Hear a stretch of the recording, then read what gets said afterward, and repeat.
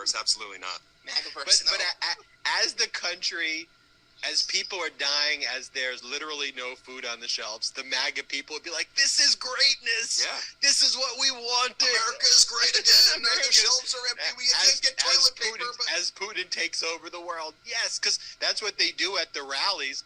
They're still at the rallies, right? At that Wilkes-Barre rally.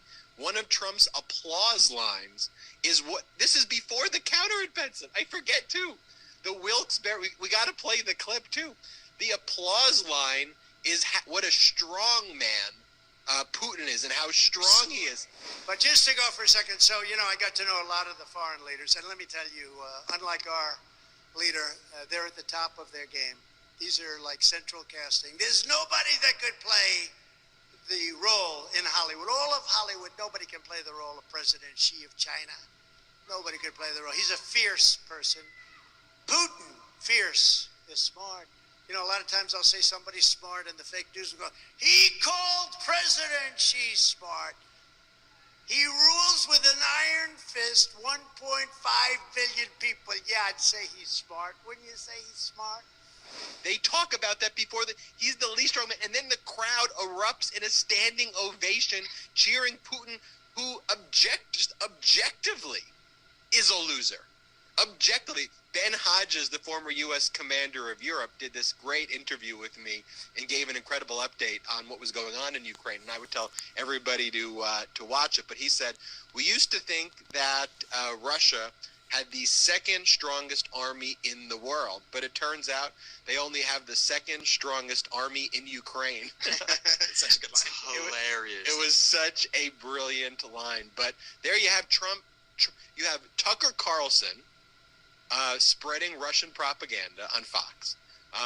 You have Trump leading a rally at Wilkes-Barre, getting standing ovations about how strong Putin is. You're right, Brett. The first thing they would have done, the very first thing. You remember that night several months back when, it felt like the world stood still when you saw the bombings in the background.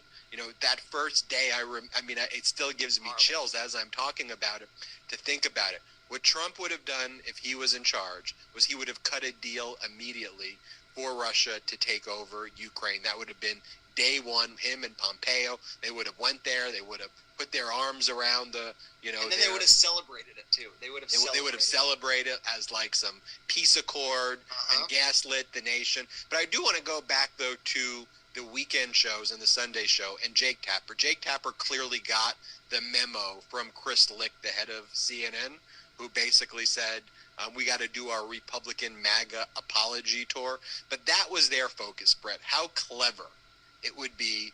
And look, you and I talked about this weekend, Brett. I think it was important and is important to cover the death of Queen Elizabeth. It is a monumental piece of news that should be covered with seriousness, understanding, reflection of its historical consequences, what comes next.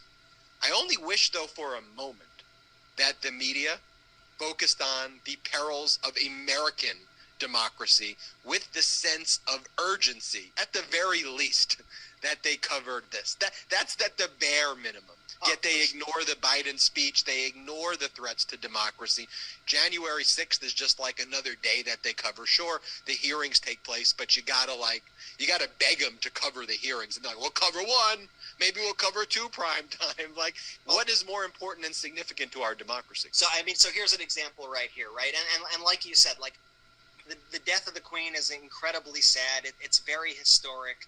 She has been through so much history, and it's important that it be covered. I lived in the UK personally. I studied there for about 6 months. I love visiting there. I love the UK. Like, I think they should absolutely cover it.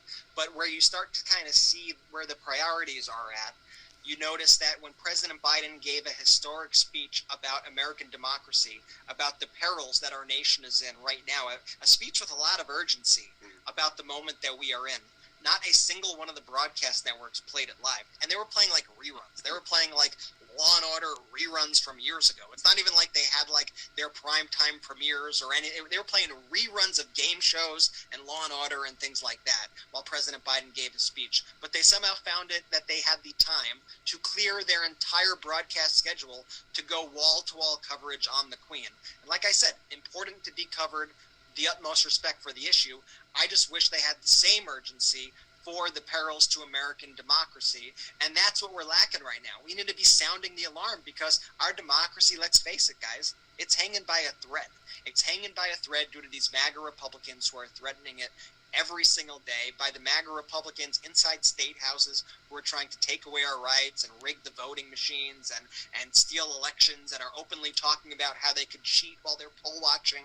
Like, we need to be covering this with the same ferocity that we cover these other stories. That's all I ask for. It's not even a high bar we're asking for here. And we just got to, like, stay focused, eyes on the prize. But I know everybody in the Midas Mighty is eyes on the prize of what's truly important in the country right now. Just want to tell you about our next partner that has a product that I use literally every day, and that is Athletic Greens. I started taking Athletic